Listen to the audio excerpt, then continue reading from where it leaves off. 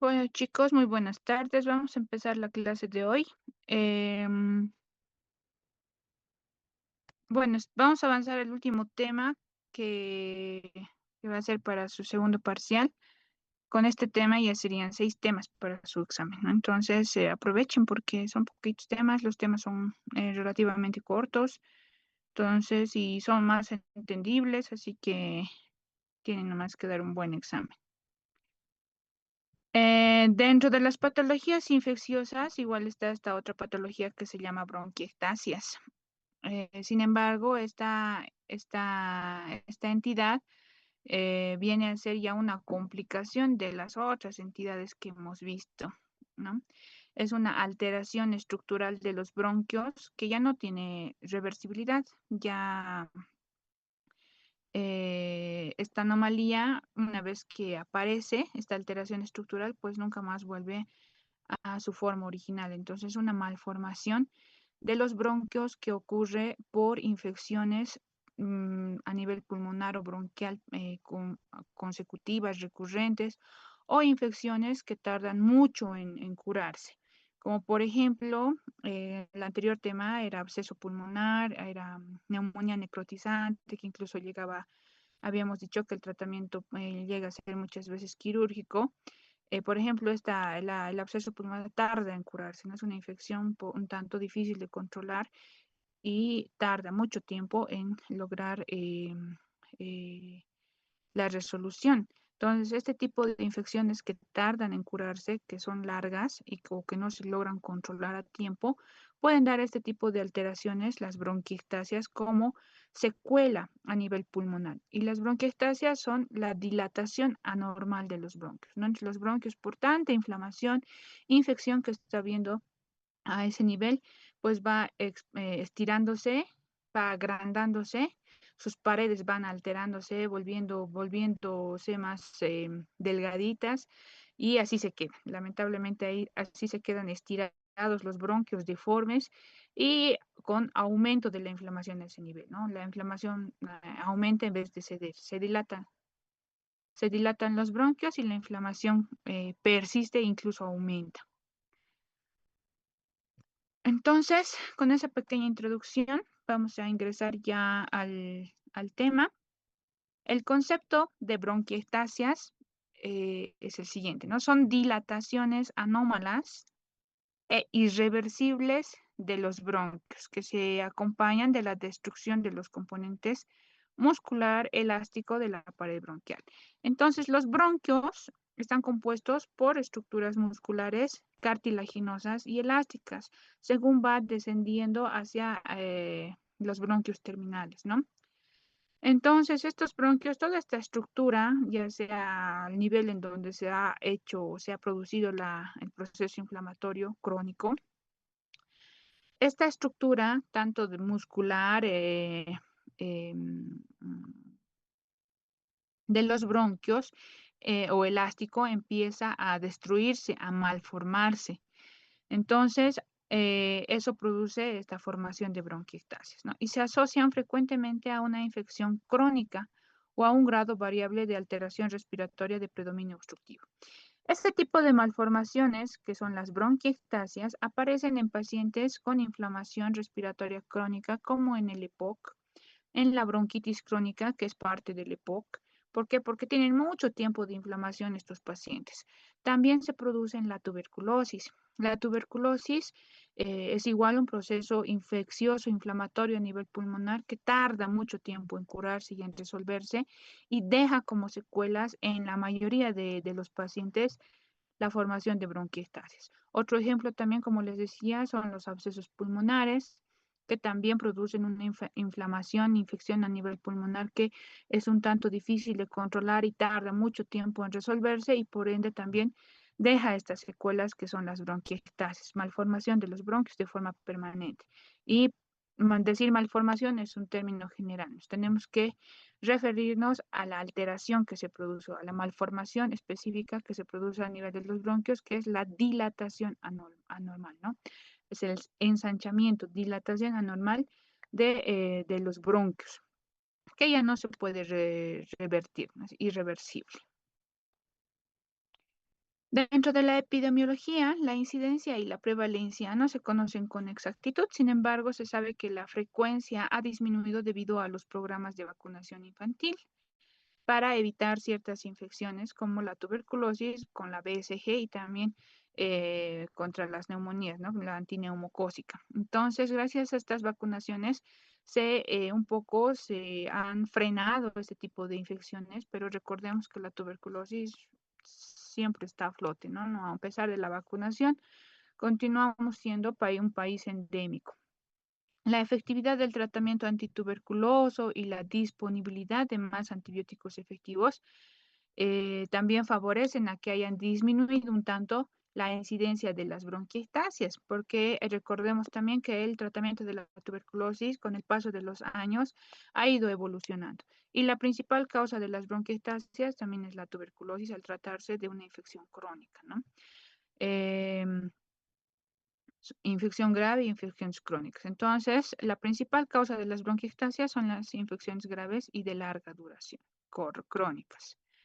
Dentro de la anatomía patológica, pues tras la alteración del cartílago, músculo liso, tejido elástico de los bronquios, se producen los siguientes tipos de bronquiectasias. Y esta es la clasificación anatomopatológica de las bronquiectasias. Tenemos las bronquiectasias cilíndricas, que es cuando los bronquios tienen aspecto de tubos, de cañerías, dilatados de forma uniforme. Mm, y terminan en el punto donde las vías aéreas más pequeñas están obstruidas por secreciones. Entonces son una especie de tubos que se ven clarito en la radiografía o en la tomografía y que terminan en un lugar en donde hay alguna obstrucción por alguna mucosidad.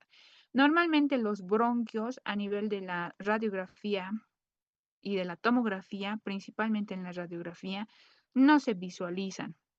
Cuando ya los visualizamos como tubos, como en el caso de las bronquiectasias cilíndricas, ya son bronquiectasias, ¿no? Si se ven, quiere decir que ya están aumentados del tamaño y pueden entrar dentro de alguna de estas clasificaciones. Las cilíndricas, varicosas, las varicosas es cuando estos tubos, así como su nombre lo indica, varicosas, son deformes, onduladas, tipo serpientes, como hemos visto en el gráfico de esta imagen, ¿no? Son deformes así. Esos son los bronquios normales y estas son las bronquiectasias, ensanchamientos, todos chuecos, deformes. Entonces, esas son las varicosas, cuando muestran dilataciones irregulares. Las saculares o quísticas es cuando tienen una forma redondeada y se hacen mayor a medida que van haciéndose más periféricas, ¿no? Desde el centro son chiquititas y mientras más se alejan del mediastina, pues más grandes se van haciendo estas bronquiectasias o estas imágenes cilíndricas y que luego como dedo de guante, ¿no? Así pueden terminar. Ahorita vamos a ver ejemplos. Aquí tenemos un gráfico que lo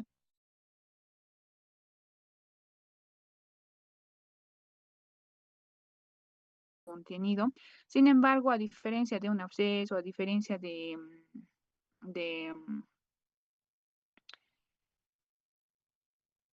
o a diferencia de algún otro tipo de quiste o de los enfisemas, por ejemplo, las bronquiectasias cilíndricas siempre van a ser un tanto más periféricas y hay que mucho relacionar cosas, son así un poco deformes y las bronquiectasias tubulares o cilíndricas, ¿no? Están aquí como tubito. Que son las quísticas,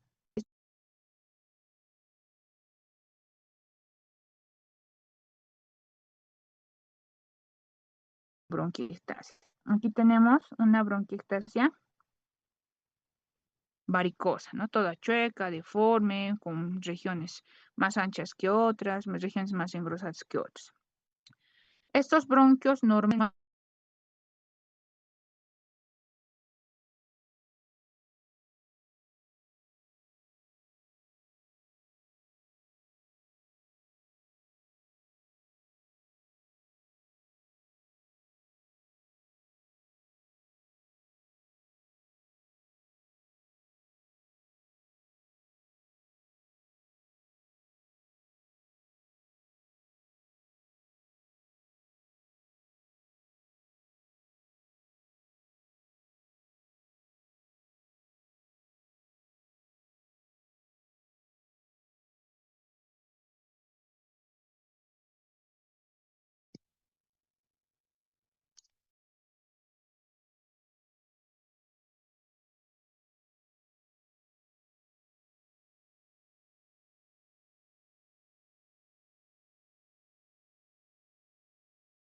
Van a disculpar, no sé qué pasó, creo que mi internet se fue,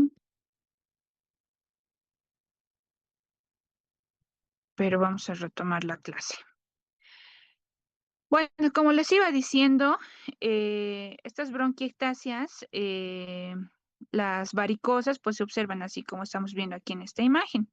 Voy a poner el puntero. Ay, no, ¿dónde está el puntero?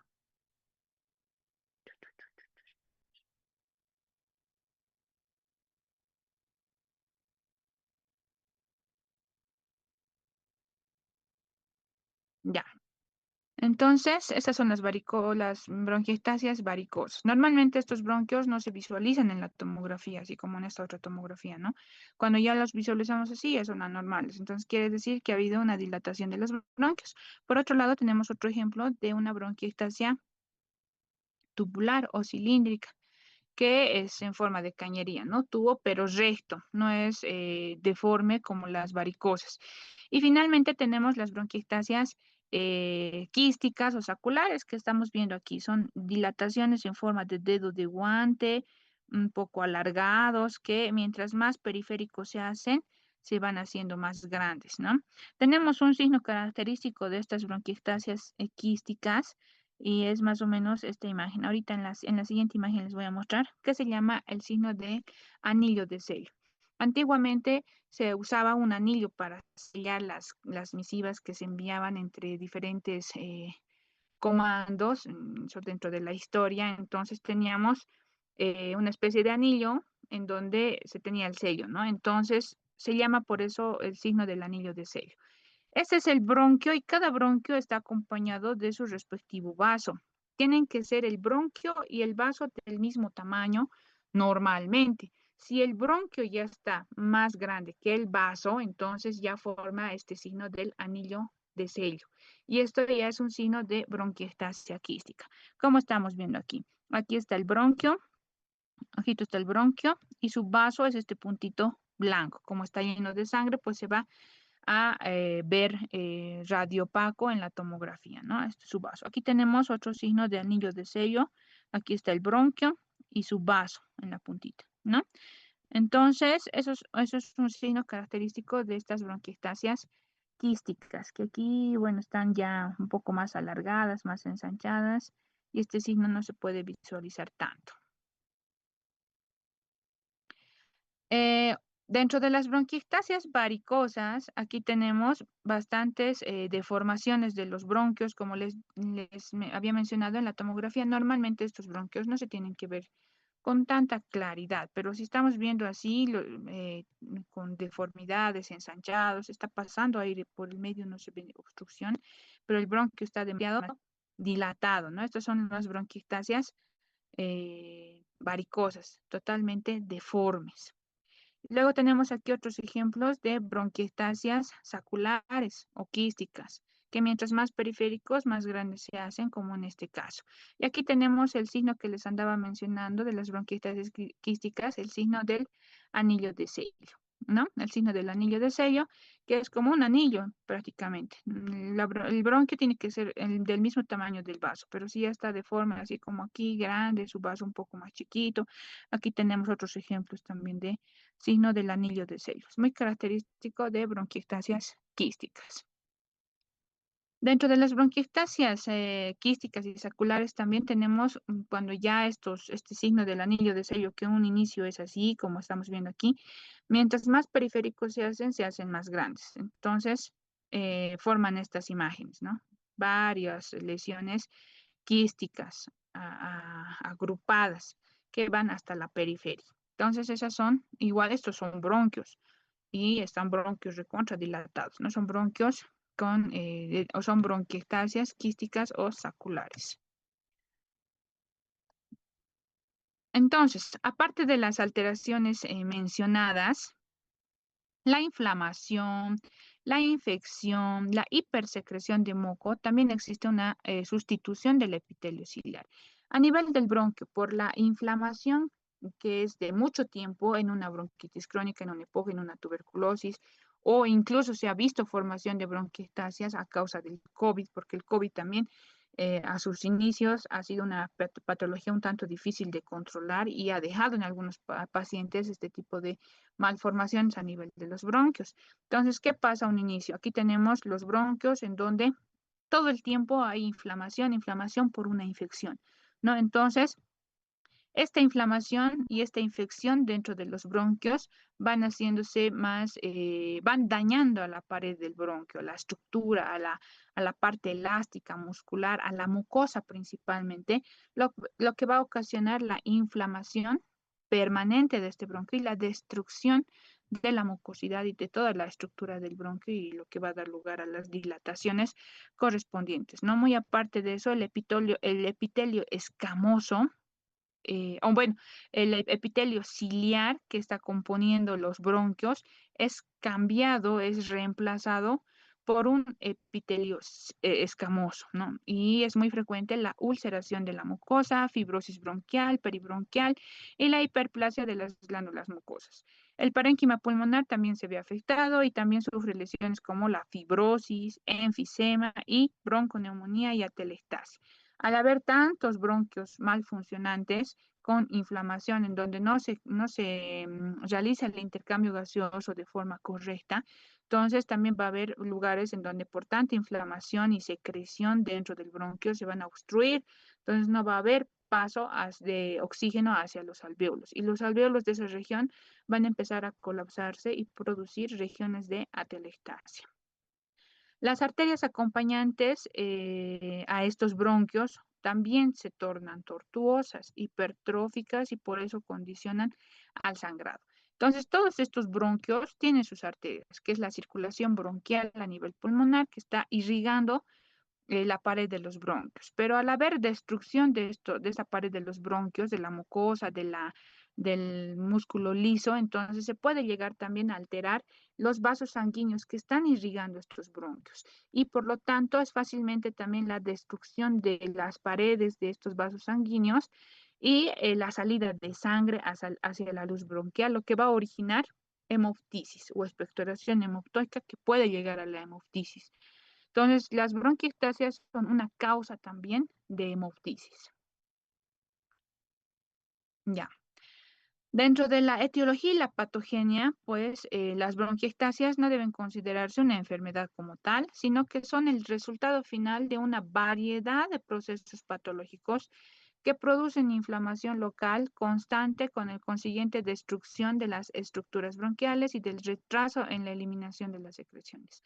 A partir de todo ello se inicia un círculo vicioso de infección, inflamación constante en la que la respuesta inflamatoria de defensa se vuelve dañina, donde participan células y sustancias inflamatorias como neutrófilos, aumento de la actividad de la elastasa, la mieloperoxidasa, factor de necrosis tumoral alfa, interleuquina 6, interleuquina 8, 1 alfa y 1 beta, y el factor estimulador de las colonias de granulocitos. Entonces, todos estos factores producen y aumentan la inflamación que ya se encuentra en una bronquiectasia.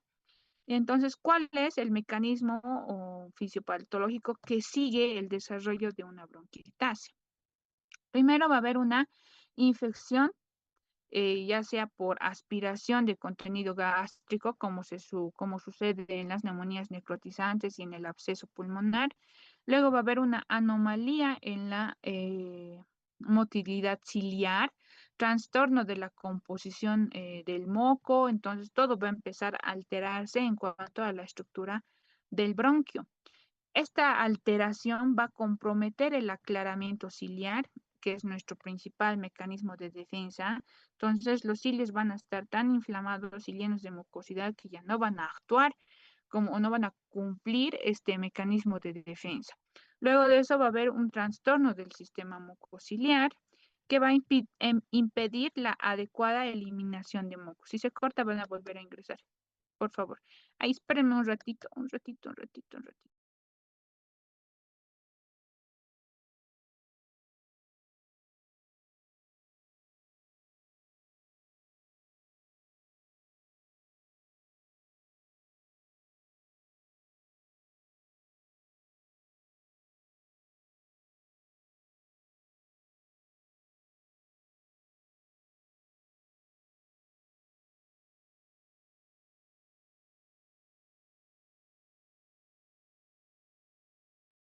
Ya, perdón, chicos. Mi gatito quería entrar.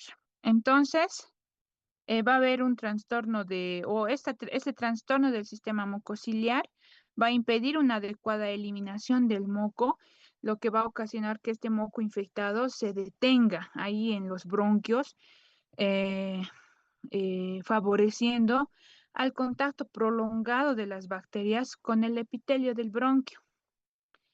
Este contacto va a ocasionar una respuesta inflamatoria local que se va a cronificar. Es una respuesta inflamatoria local ahí que se va a ir cronificando.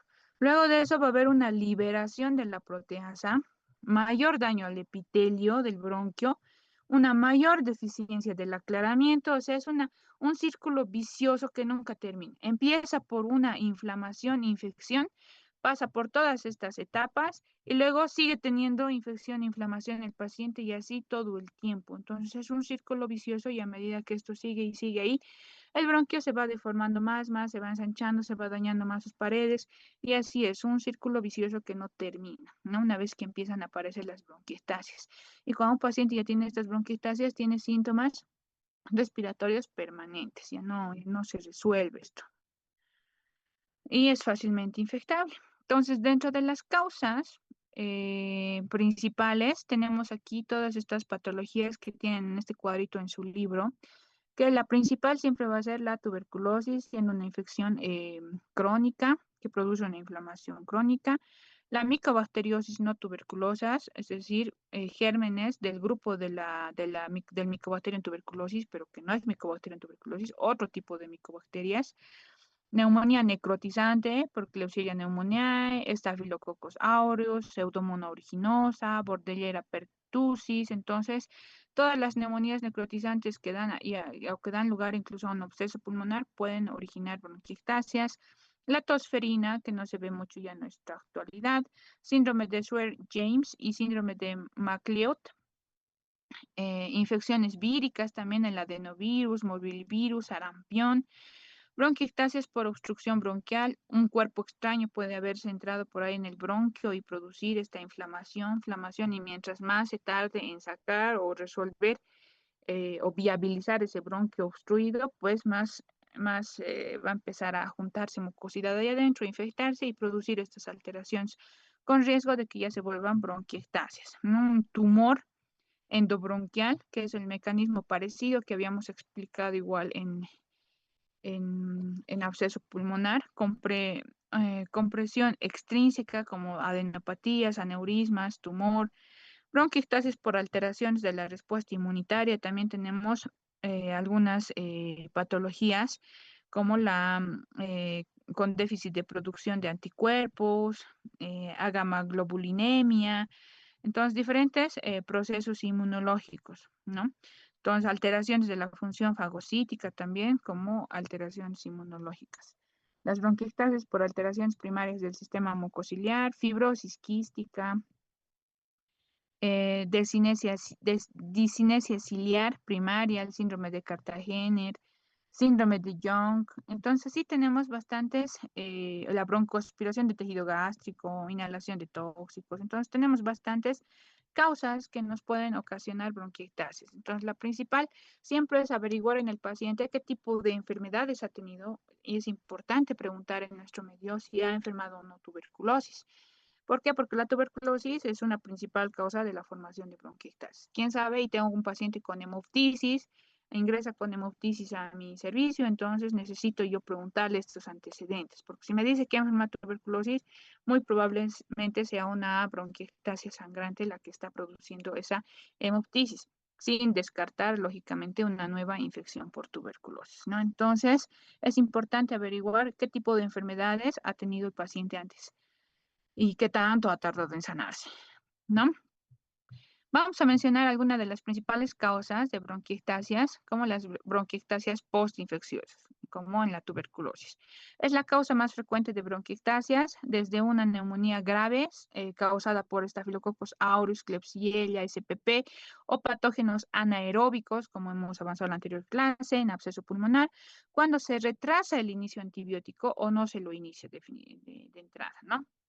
Otros microorganismos frecuentes son el Mycobacterium tuberculosis, las micobacterias no tuberculosas, la Bordetella pertussis, adenovirus, influenza virus, y actualmente el COVID-19 también ha causado este tipo de alteraciones. En inmunodeprimidos, la causa son las principales son las infecciones a repetición, ¿no? Hay personas que tienen las defensas bajas que constantemente se están enfermando o infectando y por lo tanto esto con el tiempo puede generar bronquiectasis. El diagnóstico se realiza a través de una buena historia clínica, que es lo principal, saber la clínica, ¿no? Y luego ya tendremos exámenes complementarios que nos van a mostrar la forma de los bronquios, así como la tomografía más exactamente o más específicamente que la radiografía. Otro tipo de causas son las bronquiectasias por alteraciones de la respuesta inmunitaria. Entonces, tenemos trastornos genéticos donde existe déficit predominante de anticuerpos. Producen la ausencia de o mal funcionamiento de las inmunoglobulinas, que son el principal mecanismo de defensa pulmonar. Entonces, una inmunodeficiencia como un variable, un déficit de subclases de inmunoglobulina G, nos van a dar inmunodeficiencias primarias. Para ambos casos, el diagnóstico se realiza a través de un proteinograma y de la determinación de IgG o de inmunoglobulinas séricas. El tratamiento es a base de inmunoglobulinas. O sea, si un paciente tiene déficit de inmunoglobulina G, pues le daré inmunoglobulinas al tratamiento, ¿no? Las inmunodeficiencias secundarias se deben a estas inmunodeficiencias son primarias, es decir, son de nacimiento, son con lo que el paciente ha nacido, son debido a trastornos genéticos. En cambio, hay inmunodeficiencias secundarias que se deben a enfermedades neoplásicas, linfoproliferativas, al VIH, que producen inmunodeficiencias ya sea por tratamiento o por la enfermedad misma. Y también pueden responder a inmunoglobulinas, ¿no? Entonces, a estos pacientes igual se les puede dar inmunoglobulinas para evitar que tengan en un futuro bronquiectasias. Otro tipo de causas son las bronquiectasias por alteración primaria del sistema mucociliar.